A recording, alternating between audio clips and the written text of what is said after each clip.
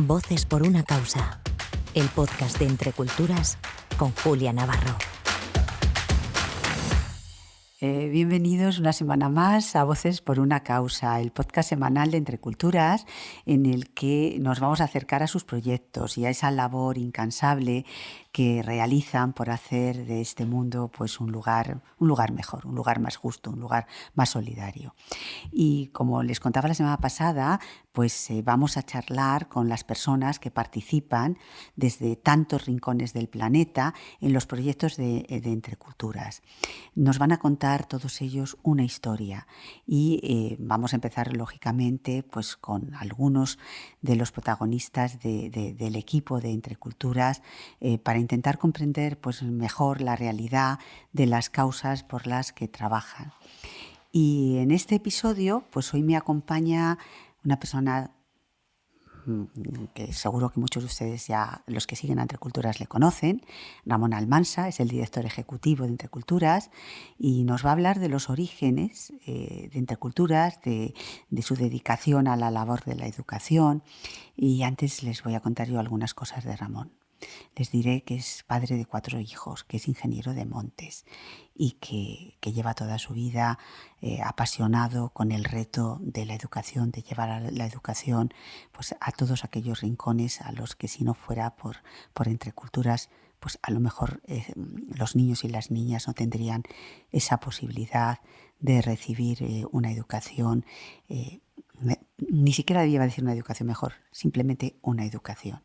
Ramón además actualmente es miembro del Consejo de Cooperación al Desarrollo en representación de las organizaciones no gubernamentales de desarrollo. Así que, Ramón, ¿cómo estás? Muy bien, muy contento de saber que hay tanta gente con curiosidad por escucharnos hablar de educación y hablar de Entre Culturas, y eso me produce mucha alegría, la verdad. Claro, lo primero que aunque yo estoy segura que muchos de los que nos están escuchando ya saben que es Entre Culturas, para los que se acercan por primera vez, ¿cómo les vas a explicar qué es lo que es Entre Culturas? Pues Entre Culturas lo primero que llama la atención es cómo nace, ¿no? Porque muchas organizaciones en España pues es un grupo de personas bien intencionadas que deciden hacer algo por los países en vías de desarrollo, se juntan y el caso de Entre Culturas es al revés. Entre Culturas nace en América Latina, nace en el sur y nace de una intuición de un jesuita en Venezuela que piensa que la educación puede transformar la vida de los niños y las niñas y empieza a moverse por los barrios de Caracas, ¿no? Y en ese moverse por los barrios de Caracas, un padre de familia, cuando ve que hay alguien inquieto por la educación de sus hijos y de la gente del barrio, pues hace un gesto muy pequeño pero muy heroico, y es que le dice: padre, si quiere, en mi casa que me acabo de construir, tenía este hombre 8 hijos, en mi casa en la parte de abajo, ¿por qué no hace usted esa escuela que está usted queriendo hacer en el barrio, ¿no? Ese gesto de solidaridad tan brutal y a la vez tan pequeño es como esa chispita que ha hecho que durante luego los años siguientes pues Fe Alegría haya ido creciendo, ¿no? Porque explica un poquito más qué es Fe y Alegría. Sí, Fe Alegría es una red de educación popular. Eso quiere decir que es una educación pensada para la gente que más excluida está del sistema, y es una educación en la que la gente tiene que tener protagonismo en la educación. No es una educación enlatada en la que yo te enseño lo que tú no sabes, sino que los niños, las niñas son protagonistas de esa educación. Ese nacimiento que antes yo comentaba se ha ido extendiendo y en este momento Fe Alegría es la red de educación popular para sectores populares más grande que existe en el mundo. Está afectando, está dando servicio a más de 1,5 millones de niños y niñas. ¿En qué países? Pues está en toda América Latina prácticamente, en África, en Asia, estamos empezando ahora en Nepal y en Camboya dentro de muy poquito, y en Europa, ¿no? Por lo tanto es una red global. Empezó siendo una red muy latinoamericana y ahora es una red global. Es una red que la intuición que está debajo es el problema de la educación, o lo que significa la educación, afecta a tantos actores que nadie puede quedar fuera de este proyecto, ¿no? Entonces es una alianza con los gobiernos, los maestros los pagan los gobiernos, no es una red privada al margen de las empresas. La gente privada hace colaboraciones, instituciones como Entre Culturas y como otras instituciones apoyan muy fuertemente. Es decir, una alianza de muchos actores para hacer posible y posibilitar el derecho a la educación. ¿Y cómo empieza todo ese proceso? Es decir, desde los niños que son muy pequeños, les acompañáis todo el proceso de aquí lo que llamaríamos primaria, secundaria, universidad, o es una educación más limitada. No, es una educación que afecta a todo el ciclo educativo, desde la parte inicial de primaria. Una cosa que antes no he dicho y que me parece que es muy relevante es para que nazca una escuela de fe y alegría, tienen que ser los papás y las mamás las que decidan. O sea, los padres y las madres son los primeros que dicen la educación es un bien para mi hijo o para mi hija y yo quiero organizarme con la comunidad para crear una escuela, ¿no? Entonces, en todos los procesos de generación de escuelas de fe y alegría hay primero un proceso de organización comunitario, que eso es muy importante. La escuela, por lo tanto, ya no es del ayuntamiento o ya no es de la parroquia.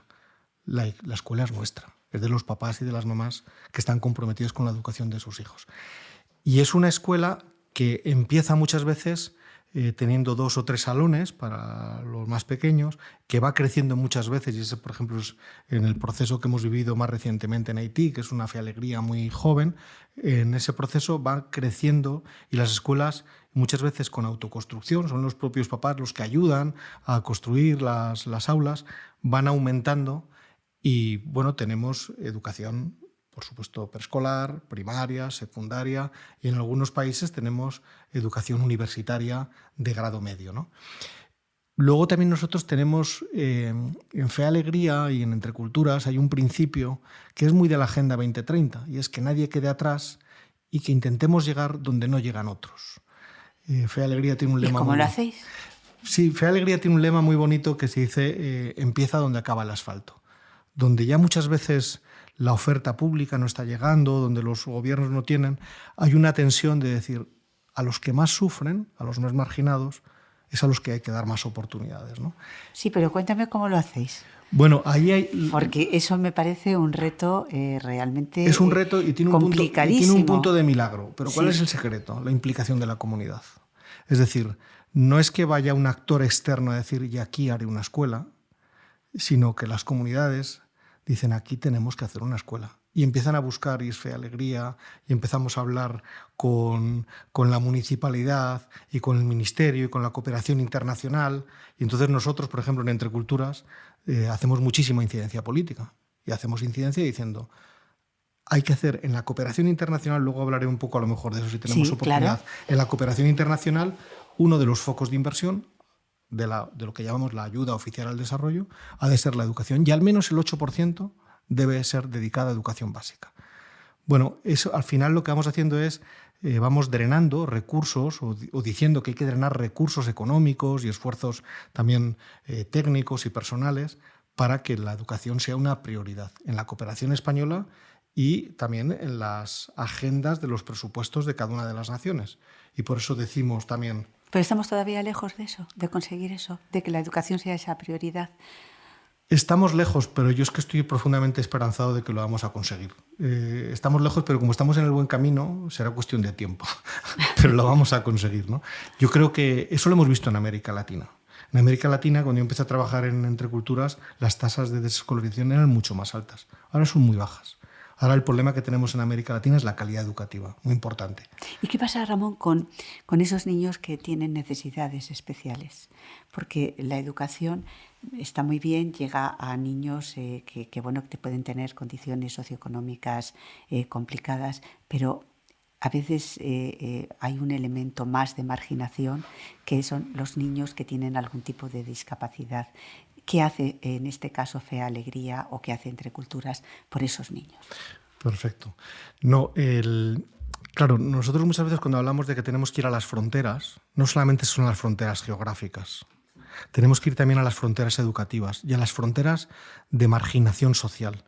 Y como tú bien apuntas, en el ámbito educativo, qué mala suerte tienes si eres niña, si estás en una población indígena y si tienes alguna discapacidad física o intelectual.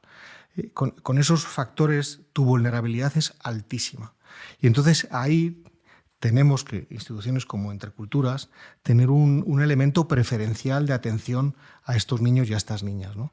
Hay algunas FEAlegrías, como FEAlegría Ecuador, Bolivia, Guatemala, que van teniendo ya centros específicos para poder atender estas necesidades y formación a los maestros para que en las aulas normales podamos ir integrando a estos niños y a estas niñas con estas, no voy a decir dificultades, con estas capacidades especiales, ¿no? Porque también descubrimos que muchas veces estos niños a lo mejor tienen dificultades en una parte del aprendizaje, pero luego tienen una sensibilidad o unas capacidades en otras que trabajándolas podemos hacer que sean personas plenamente felices, ¿no? Que yo creo que es el objetivo que tiene la educación, generar personas felices.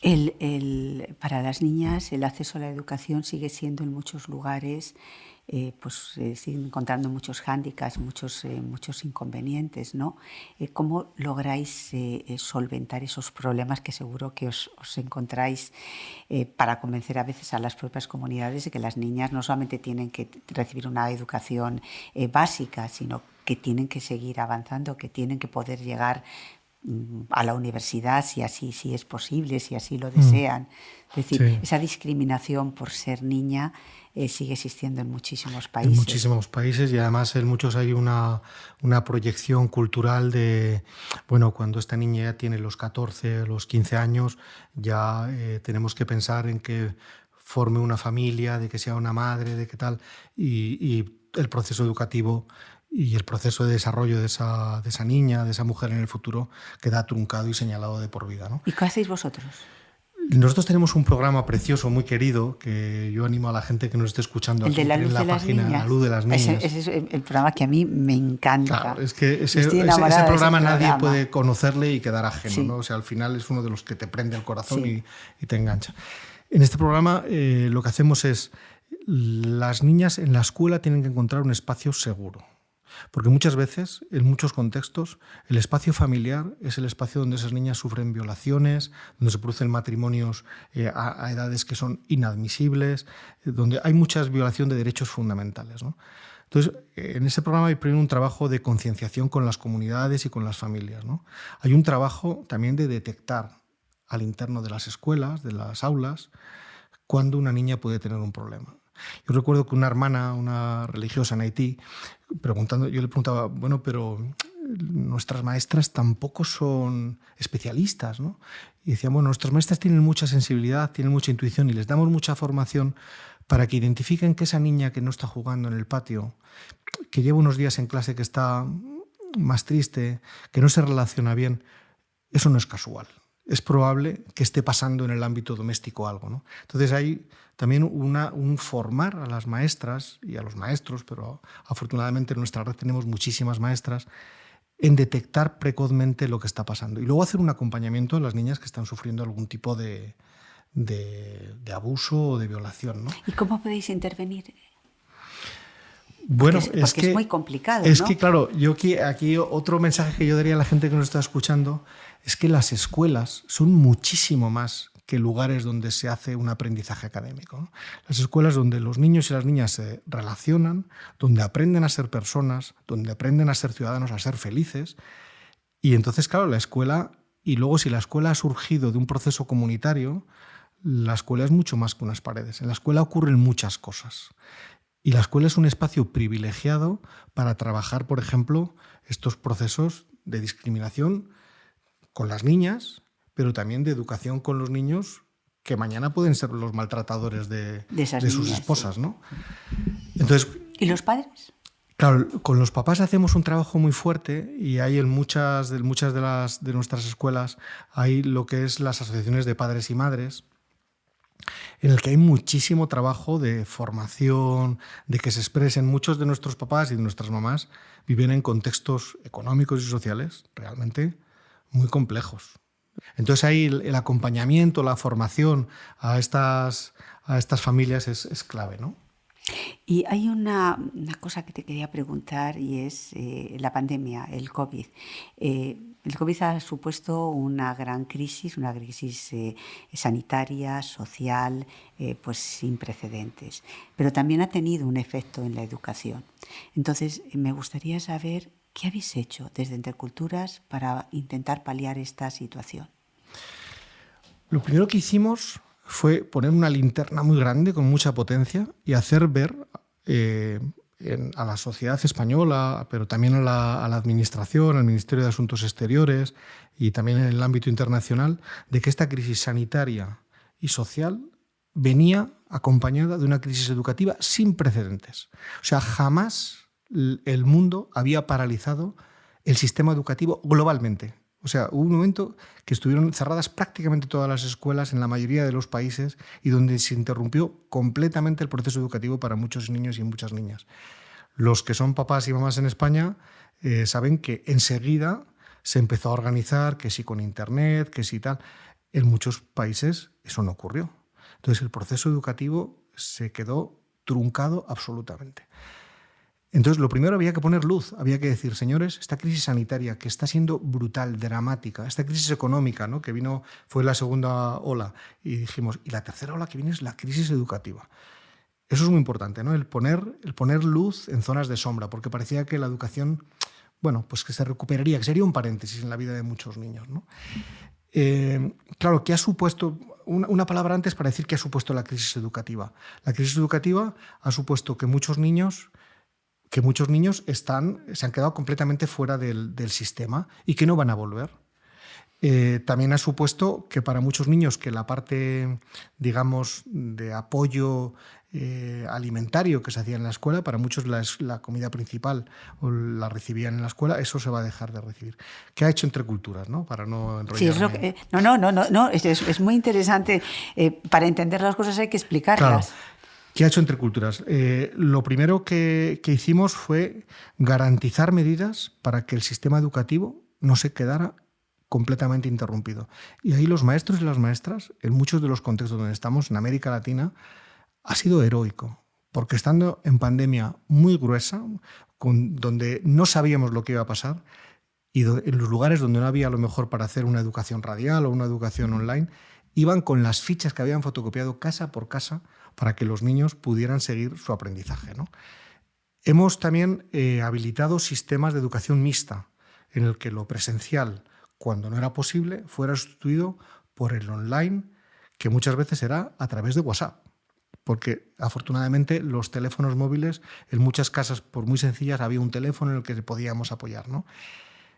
Hemos apoyado también la crisis alimentaria que estaba generándose para muchos niños que no tenían otro aporte proteico que lo que recibían en la escuela. Había que llevar a esas familias más humildes pues alimento, ¿no? En el caso de la población refugiada y desplazada, también con el Servicio Jesuita de Refugiados, del que hemos hablado poco, tendremos que hacer otra posta. Bueno, es que claro, porque la tuya no es una voz por una causa, es que la causa de la educación es tan tiene muchas intensa. Tiene muchas dimensiones. Pero bueno, continúa. Entonces, desde el primer momento lanzamos un gran programa para tocar todas las componentes que la crisis educativa estaba generando por el COVID, ¿no?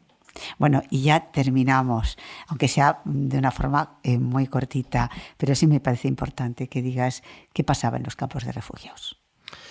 Bueno, ¿Qué ha hecho allí Entre Culturas, que es uno de sus lugares de actuación? Claro, nosotros hemos hablado mucho de Fe Alegría, del ámbito educativo. Pero el servicio tenemos de Jesuita, un trabajo muy fuerte con el Servicio Jesuita de Refugiados y en muchos de los campos había que garantizar algunas medidas de higiene básicas, había que dar bienes básicos para que la gente se pudiera lavar. Cuando hablábamos del distanciamiento, de tal, dices, bueno, gente que está viviendo debajo de un plástico, ¿qué distanciamiento puede ser?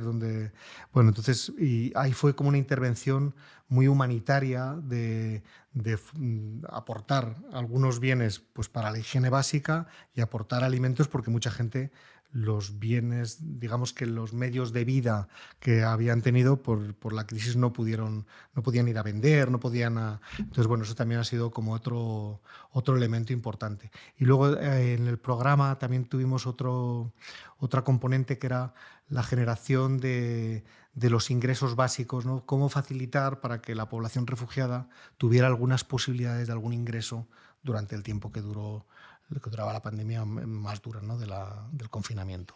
Pues tenemos que repetir este podcast, sin duda. Yo me quedo sin con duda. muchas ganas. Muchas gracias, Ramón, por acercarnos pues, a la labor de Entre Culturas. Yo creo que esto pues, va a animar a muchas personas a seguir escuchando lo que se hace desde aquí, desde Interculturas por la educación. Y sobre todo ustedes han podido comprobar la voz absolutamente apasionada de Ramón al hablar de esa causa a la que le lleva dedicada toda su vida, que es el llevar la educación a los rincones más lejanos de nuestro planeta. Muchas gracias y nos escuchamos la próxima semana. Voces por una causa, el podcast de Entre Culturas con Julia Navarro.